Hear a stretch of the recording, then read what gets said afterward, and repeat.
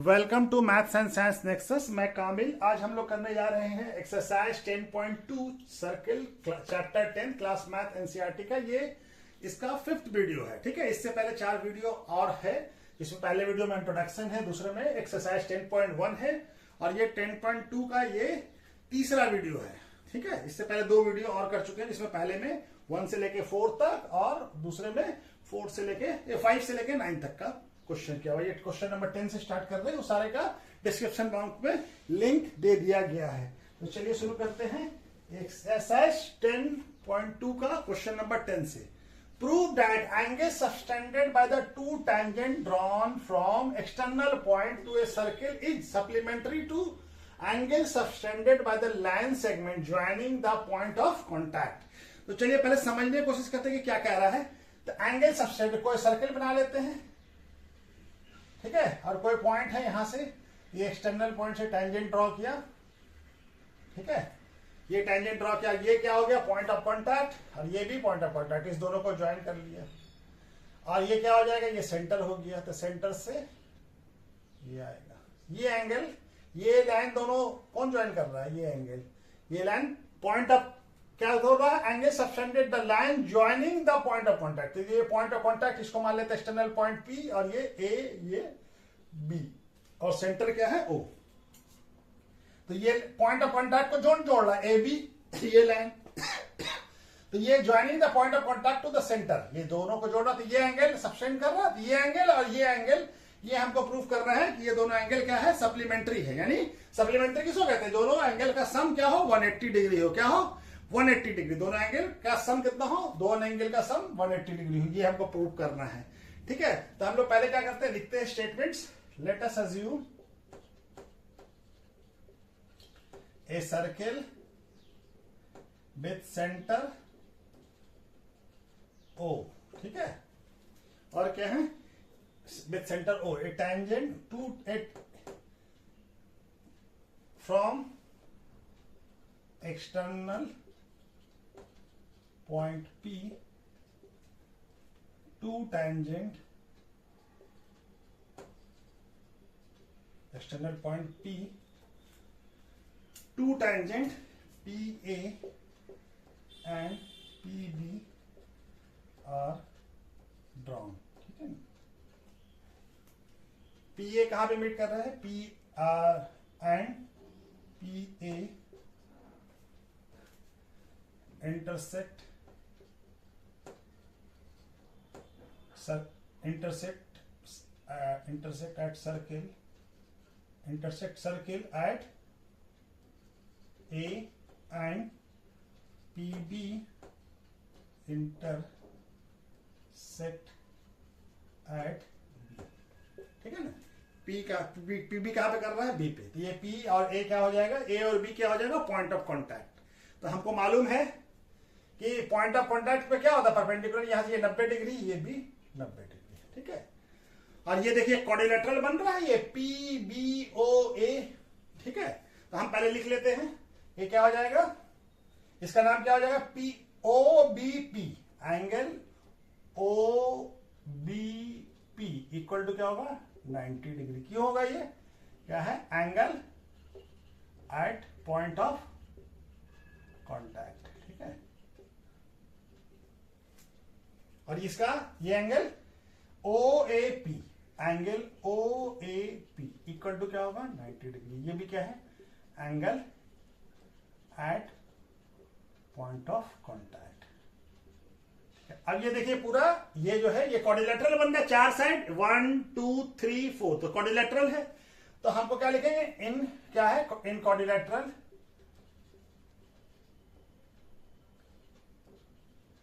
क्या नाम हो जाएगा, ओ ए पी बी।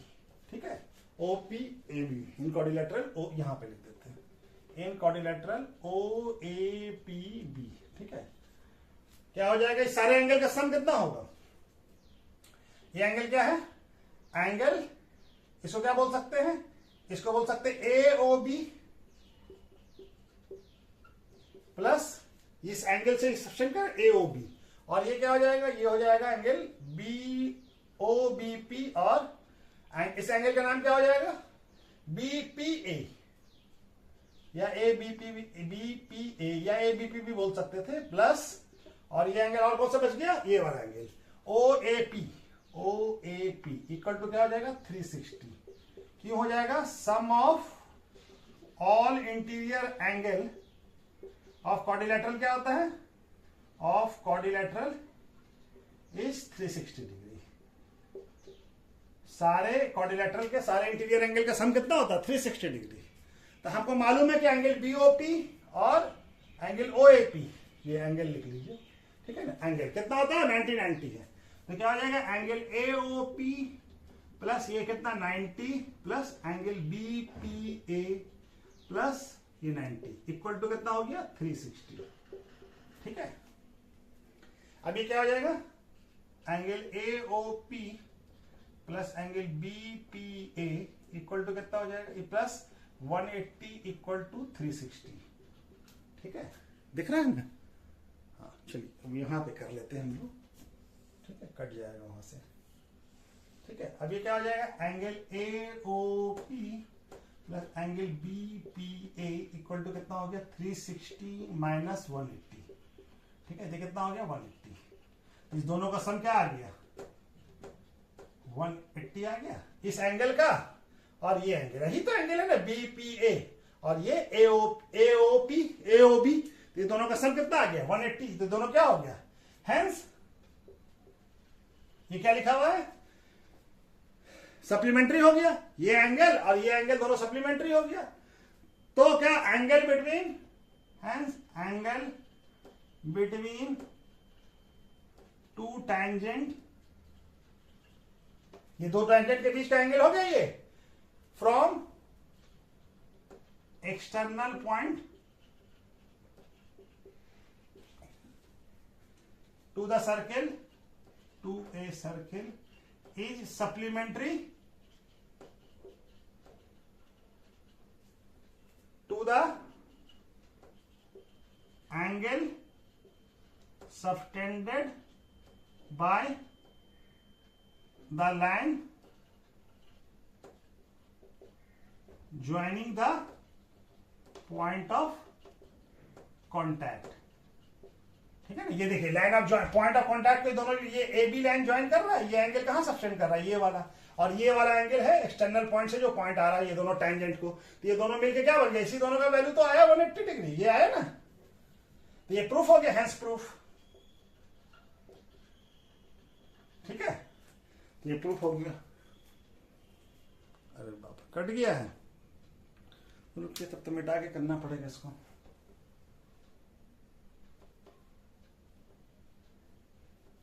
कट गया है ये, ठीक है, ये कट गया है। टू द सर्किल सप्लीमेंट्री, अब यहां पे हम लिख देते हैं टू सप्लीमेंट्री टू द, यहां पे लिख देते हैं, यहां दिख रहा है ना, हाँ यहां दिख रहा है, to the angle subtended by line joining by the point of contact, है ना। ये पॉइंट ऑफ कॉन्टैक्ट को दोनों, ये लाइन ए बी ज्वाइन कर रहा है, ये एंगल यही सबटेंड कर रहा है ना, ये एंगल कौन सबटेंड कर रहा है ये वाला, और ये एंगल टेंजेंट सबटेंड कर रहा था, ये दोनों एंगल का सम कितना हो गया 180 डिग्री, तो ये हो गया प्रूफ, ठीक है। तो चलिए इसके बाद दूसरा क्वेश्चन करते हैं, क्वेश्चन नंबर 11। क्वेश्चन नंबर 11 क्या कह रहा है, prove that the parallelogram subscribing A circle is a rhombus, यानी सब्सक्राइबिंग मतलब जैसे एक सर्किल है, इसके सर्किल के चारों तरफ हमारा क्या है पैरेललोग्राम है, ठीक है, ये कोई पैरेललोग्राम है जो सर्किल को टच कर रहा हो, यानी कि उस सर्किल के अंदर है। तो मान लेते हैं ये ए, ये बी और ये सेंटर मान लेते हैं ओ, ठीक है, और ये सी हो गया, ये डी हो गया, इसको टच कर रहा है मान लिया पीक पे, क्यू पे, आर पे और एस पे, ठीक है। तो ये हो गया हमारा सब्सक्राइब। तो ये हमको प्रूफ करना है कि एबीसीडी जो है ये पैरेललोग्राम दिया हुआ है, हमको प्रूफ करना है कि ये रोम्बस है। रोम्बस में क्या होता है, सारा साइड इक्वल होता है।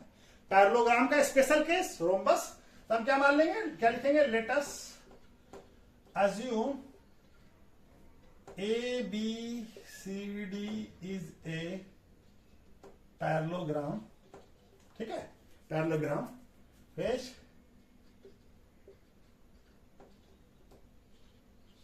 subscribing a circle with center O, ठीक है, एंड पैरेललोग्राम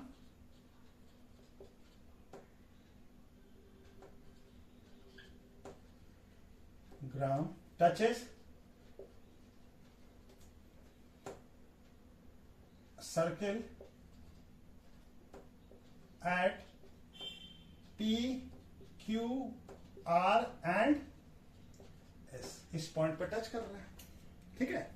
तब हमारा क्या हो जाएगा, देखिए इस पॉइंट पे टच कर रहा है, ये एक्सटर्नल पॉइंट हो गया, ये क्या, ये एक टैंजेंट ये हो गया, एक टैंजेंट ये हो गया, और ये दोनों सेम एक्सटर्नल पॉइंट ए से जा रहे हैं, तो क्या लिखेंगे, AP इक्वल टू AS, क्या लिखेंगे, टैंजेंट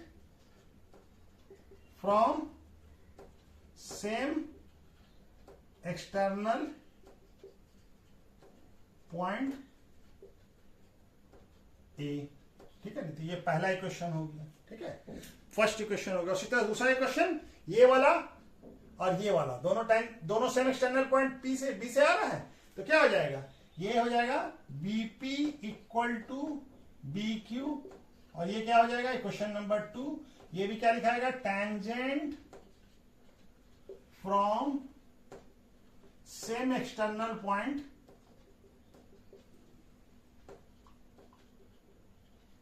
B, ठीक है ना, ये B से आ रहा है दोनों टैंजेंट, तो दोनों टैंजेंट इक्वल होगा। इसके बाद चलिए यहां पे बनाते हैं, यहां पे आएगा नहीं, कट जाएगा, चलिए यहां पे लिखते हैं, यहां पे क्या हो जाएगा, ये CQ और CR, तो CR इक्वल टू क्या हो जाएगा, CQ, ये भी क्या होगा, टैंजेंट है और सेम एक्सटर्नल पॉइंट C से आ रहा है, tangent from same external point C, ठीक है। उसी तरह से ये DR और DS, ये भी सेम एक्सटर्नल पॉइंट है,